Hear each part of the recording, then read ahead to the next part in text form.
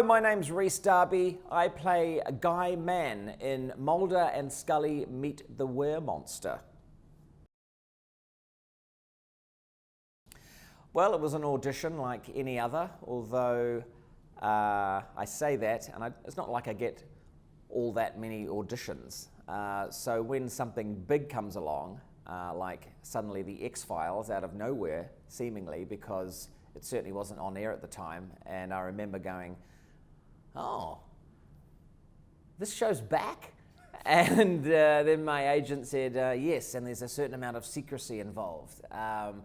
And so it was exciting right off the bat to get an audition for something that was already a phenomenon. And then going in, I remember distinctly that the small piece of script that we had to do the audition with was quite mysterious as well. Out of context, it really didn't make much sense. It was a scene from the graveyard from the episode, and upon reading it, it was hard to sort of judge whether this was a drama episode or a more of a comedic one. I straight away thought it had to be drama because when I think X-Files, I don't think comedy. And so as soon as I get in there, Chris and Darren Morgan are right there. And so I could feel straight away a little bit of pressure because I felt, all right, this isn't your standard do the audition in front of someone who then passes it on to the bosses. You know, the creators are right there. So I just did what I usually do, which was turn on the charm and the innocence. And turns out that was what really was required for the role. And as I'll go into this because I think the fans will want to hear this. During the audition, I'm playing this part, this dramatic piece, not playing it for comedy at all, thinking, oh, this could be my first big drama role here, and I'm trying hard to do this bit of writing, which I couldn't really understand because it was kind of describing how I didn't like being human, and so it didn't make any sense to me. So then I do it, and I'm fairly happy with what I do. I walk out, and then a young chap runs after me, not one of the main guys, like a secondary positioner, and he says, I had a moustache at the time, he says, can you lose the mo? And I went, my first instinct is to be funny, and I said, oh, not at all. No, that's not going anywhere. And then he went, oh, and I went, kidding, of course, I'll lose the mo, I'll lose the hair, I'll lose the shirt even, and he sort of stopped me, like, as I was heading to the car park. So and then he went back, and so that made me think, I could be in with a chance here. And as soon as I got home, I got the phone call that I'd got it. And not only had I got the part, but that I could keep the moustache. So it blew me away, really. Certainly later on, once I got the full script and realized what this part was, the keeping the moustache thing really made me laugh, because why would this creature who became a human have a moustache, especially when he was a lizard man. So yeah, I think so too. That's why they kept it, and it added to the ridiculousness of this guy. And it's great that I didn't even we didn't show me shaving or me looking at it going, what's this thing? It was just part of who I became, which was really cool.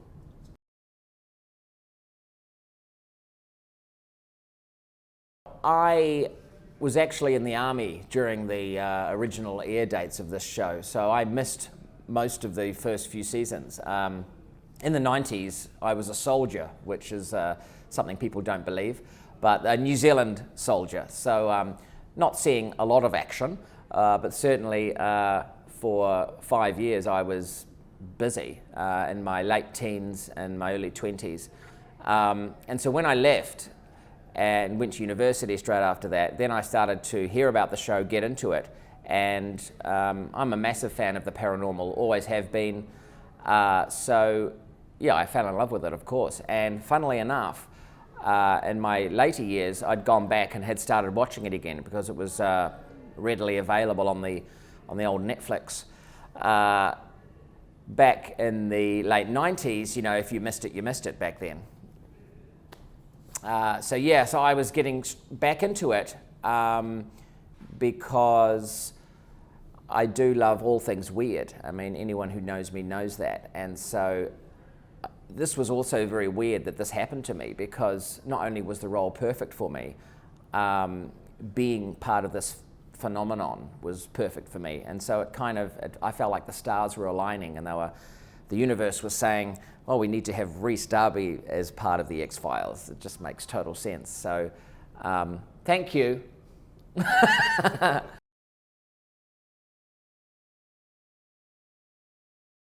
Well, it was everything, of course. I mean, it was the fact that it was the X-Files first, and then secondly, the dramatic situation. I thought, I'm going to do drama now. And by the way, I thought this right up until the cameras were on, because even reading the script, it doesn't read as you know, comedy.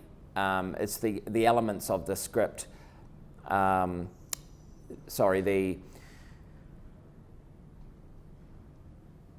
It's the coming together of the script that turns out to be very comedic, because the situation he's in, when you on paper, it just looks bizarre and scary, and there are of course elements in the script that are funny, but they're circumstantial for the most part. They're not. There's not a hell of a lot of funny lines.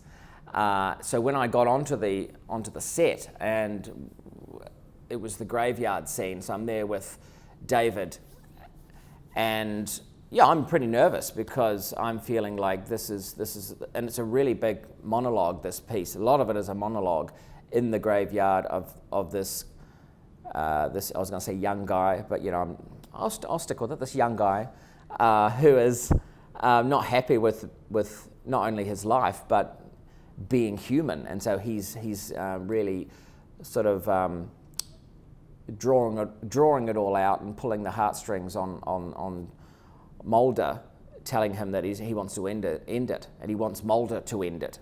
Please, just kill me.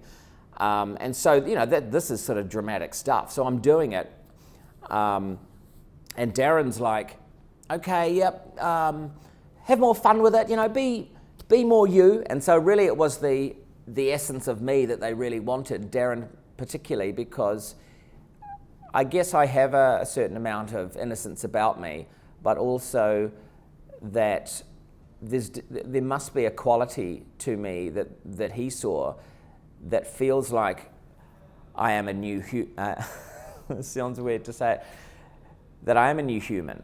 And we talk about past lives, we talk about souls being old. For me, I think there's a certain element of, I have never been here before. What is this? And I'm still learning things for the first time. And I see it with other people, including one of my sons. I see him, and you can sense that he's been around for eons because he just knows things. And this sounds weird, but look, this is about the X-Files, so you guys can understand what I'm saying. Yeah. So. So then I start to be funnier, really. I lose the dramatic chops of like acting like this. Oh, it's just, I'm not happy with it. and I go into, I'm not happy with it. And I use my own voice a bit more. In terms of, my voice is it has a lot of color to it.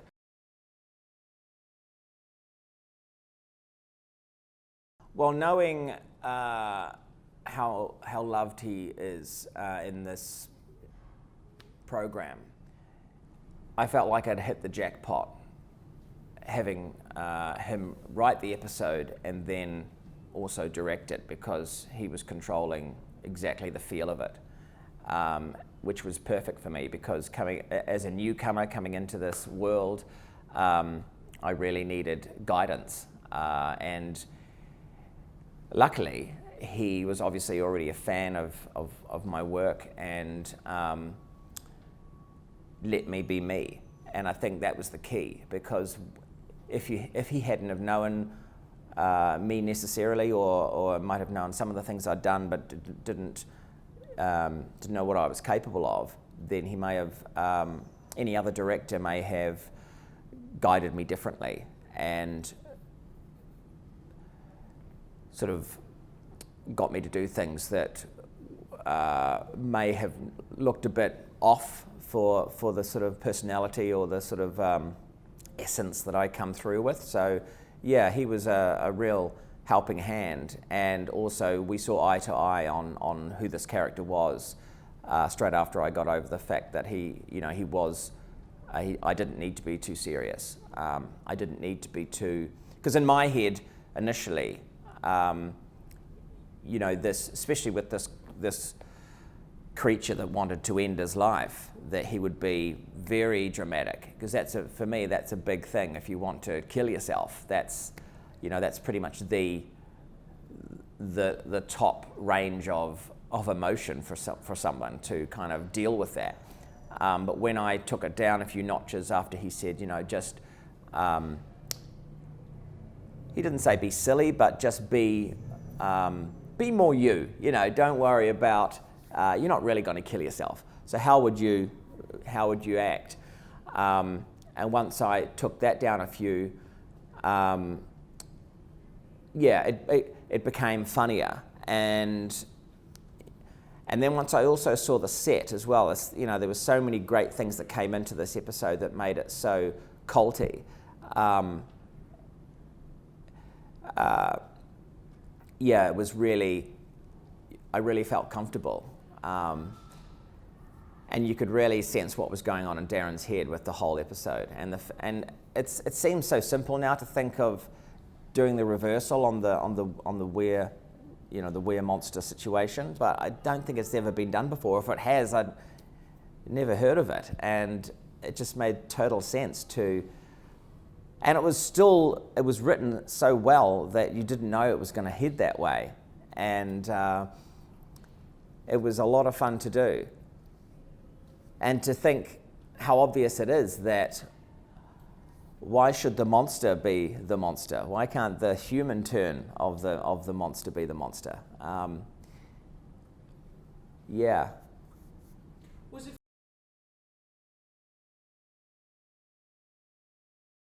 I mean, for me, I wasn't overly familiar with the Kolchak thing, the Night Stalker, but the look I really liked, and then once I was told about the reference, I looked it up and I felt that I could pull off that look and that feel.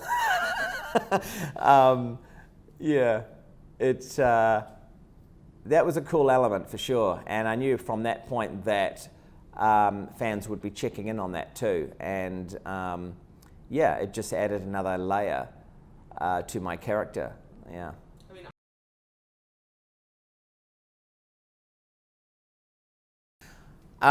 The whole thing felt surreal, as it should do. Out of anything I've ever made, it definitely felt like the other, which, it is the X-Files, so that makes total sense. But the fact that we were in a graveyard, and that I'm acting opposite, David Duchovny, and he's there, and I'm trying to get him to kill me.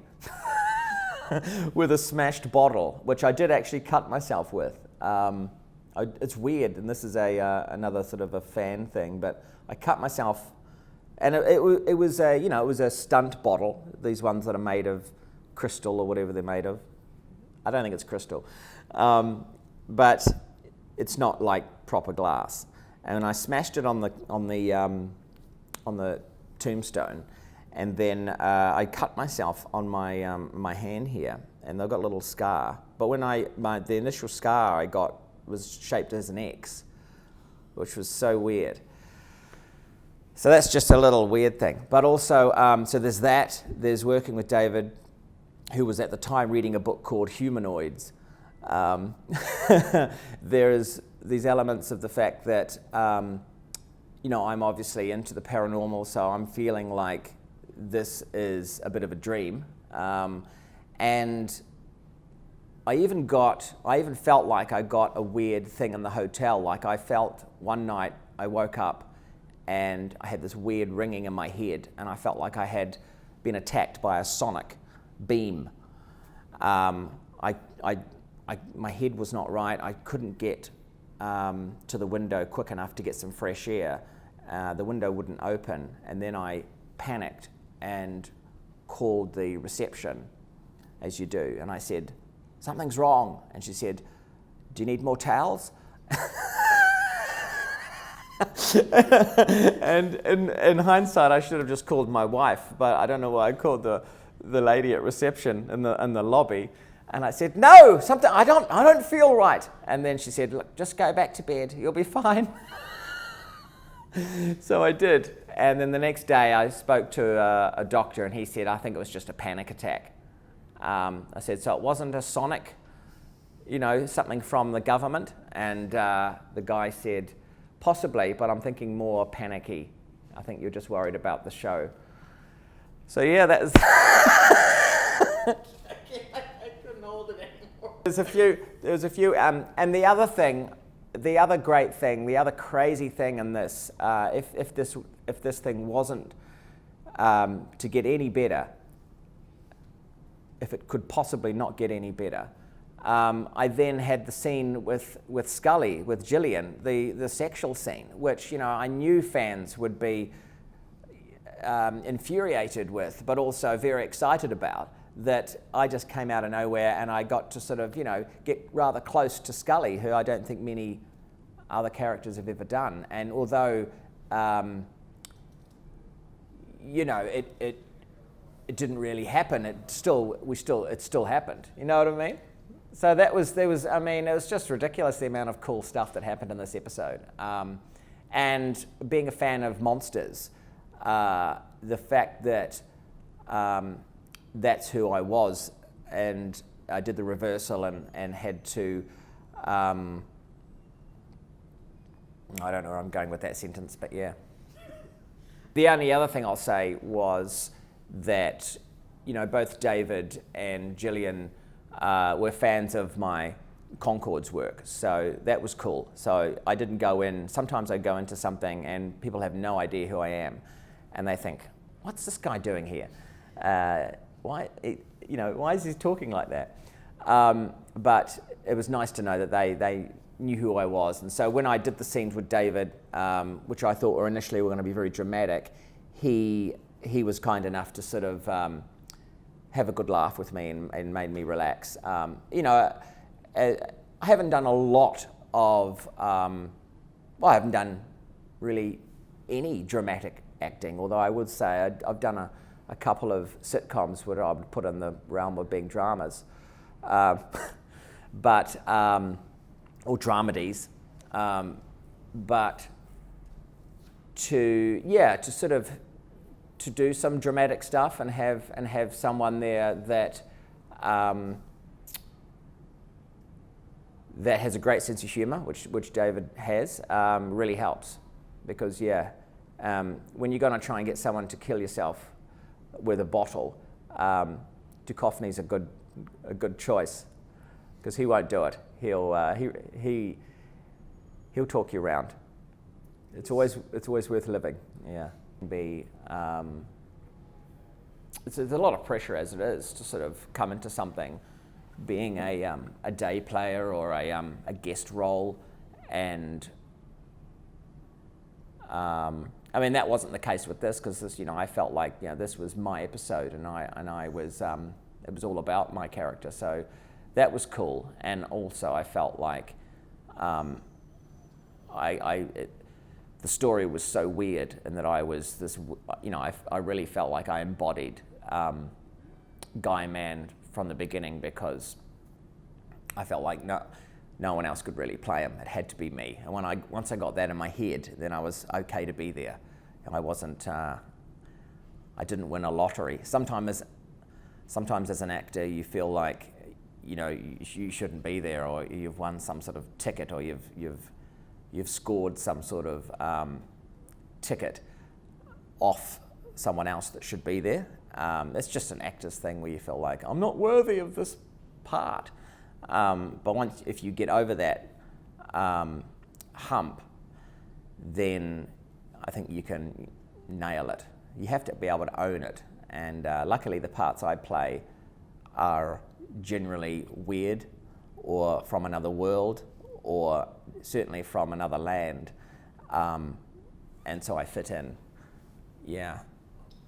That part when he opens the door to the porta potty. Yeah. I mean, please, it's so funny. That was that was like the second or third thing we shot. And the other cool thing about, I think, most of the X-Files episodes is there's a lot of night shooting. It's particularly with this episode, obviously. So it just adds to the spookiness. And they're very closed off sets, and so you can't hear anyone. There's no one around, and there's always the ambiance is always there. There's always a bit of mist and stuff like that, and yeah. That reminds me of one more bizarre thing. Well, this was another weird part of the zeitgeisty from the episode. I used to actually sell cell phones, so, but not from a shop. I was like, back in New Zealand, I played myself, but I was sort of the face of a phone company for a number of years, and I was well known for it. And so this to be in the show as well, that my human character, the first job that Guy decided to get was in a cell phone shop. And this was another thing that just kept tapping into the weirdness of my actual reality. So there's a scene there where I just throw all the phones, and there's a spiel I give about the pixels on some phone, and then I just throw everything. Now, that was probably one of my favorite parts to do, because in my head I'm just kind of throwing, my cell phone history away as well, going, to hell with all of this. I've moved on from this. Why am I back here? Yeah, so that was really cool as well. I mean, the amount of things that, as I say, singularities, or whatever the correct term is. I would say to the fans of the X-Files that you guys, I'm one of you. So we are a huge army of believers. Not only do we want to believe, we actually do believe. And that's really important. This show, I think, is really, really important for humanity, because it lets us think outside the box. And we, I guess, as modern humans, need to really work out what the real answers are. And we are very close. Disclosure is kind of like almost there. And when I say that, I mean disclosure about everything, about the other, and about the fact that, everything that we've read in textbooks, may be truthful, but there's so much more that we don't know. And it's about getting to that point so that we can finally understand what this is all about. And if the X-Files didn't exist, millions of people wouldn't be on board, because I'm putting it in the millions, because there's a certain amount of reading and interest that you can have, but everyone has their own tough lives and their own jobs, and without popular culture, we have to go and find it ourselves. But having it right there on your doorstep, and having it beautifully made and well loved and scary and funny and everything that you want in the paranormal, the X-Files is really the perfect show. So I am very, very proud to be part of it, and I hope and I know it will never go away, but I hope it keeps coming back, because we need to finally find the truth.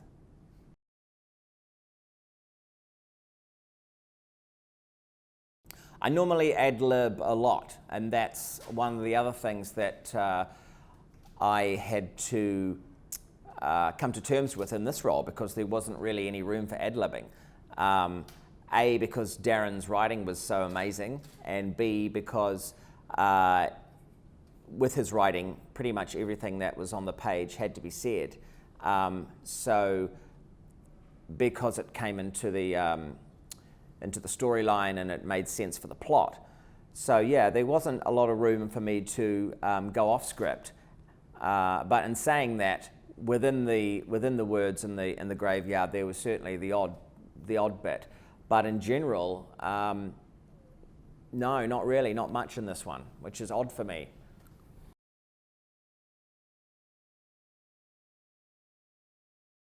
It did. Well, it took a few. Certainly, yeah, because when you start to loosen up and actually enjoy yourself, then you laugh more, but then you have more fun, and then it becomes more real because it looks better. And then we had the same process with the Conchords. When we do the back and forth on the band meetings, you know, we are just struggling to keep a straight face. And but then you know you're going in the right direction, because if you can get to that point where it's real and you are genuinely making each other laugh, but please don't laugh, then you've got it, you know. And so we got to that point in the graveyard too, David and I. It was kind of like, I'm going to laugh any second now, man. You better get through this sentence, you know what I mean? So it was, yeah, we got there.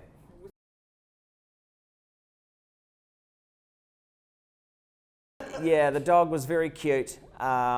We got on really well, and we had a session where we had to, you know, get to know each other, and yeah, I think, yeah, I really felt when I lost the dog as well, and had to call out for him, because we had our little play session, and yeah, it was another element to the character that I think just gave so much more love for the audience to Guy, because, you know, he didn't need to go and buy a dog, but he did, because he wanted to do all the elements of humanity really quickly. You know, get somewhere to live, get a job, get a pet, and then and get through this life and get it over with, and get out. So yeah, you know, I think, yeah, it was because an emotional attachment to another is something that's a really important part of being a human. So he had to do that, and you know, you couldn't ask for a cuter, sweeter partner to fall in love with, and that was the little Dagoo.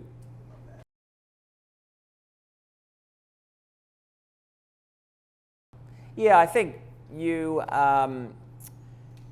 hit the nail on it there. It was hysterical, so it was funny, and that made it more comfortable, because it's definitely uncomfortable when you are suddenly doing something sexual with each other. You don't know each other very well, but we're both, you know, I was going to say, you know, we've been, well, how can I put this? We're not young. We're not spring chickens. We're not in our 20s, full of useless energy. We've been round a bit, you know. We wink, wink, nudge, nudge, know what's going on. So we, you know, yeah, I think we're on the same kind of page. And because my Guy, as his name is really soft and silly and cute. There's nothing untoward about him, and because that really only happened in his imagination as well, it really helped. So I've got this ridiculous vest on, that I wore for the cell phone shop. and I look so stupid, and that helped as well. And I think in the back of my mind, I didn't actually think till a little bit after the what should we call it, the erotic scene, that the fans would be going crazy about this. And I was right, but I didn't want to think about that till after, you know, Scully and Guy had kind of got it on. And yeah, we had fun with it because, you know, we're out the back of a cell phone shop in the daytime, and it was a very small space, and we put each other at ease by being funny. Yeah, and yeah, but I'm glad that I got to be the character that got to kind of get with Scully. Fans, I'll tell you this, I did you proud, and I thought of all of you afterwards.